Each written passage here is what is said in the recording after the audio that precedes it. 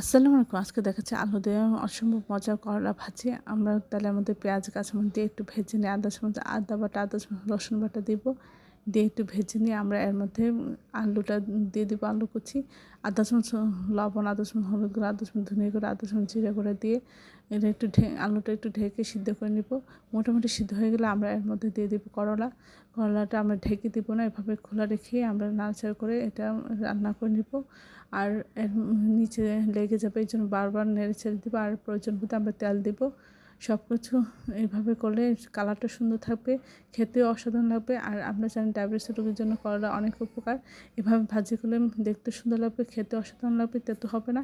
আশা করি এভাবে একবার হলো এই রেসিপিটা ট্রাই করবেন। সবাই আমার চ্যানেলটি লাইক এবং শেয়ার দেবেন, সাবস্ক্রাইব করবেন এবং প্রিয়জনকে বেশি বেশি করে শেয়ার দেবেন। আমার চ্যানেলে সব রকম রান্নার রেসিপি রয়েছে, আশা করি দেখবেন। আর এই করলা ভাজিটা এইভাবে একবার হলেও ট্রাই করবেন, তখন দেখবেন বুঝতে পারবেন যে এটা কতটা মজার হয়।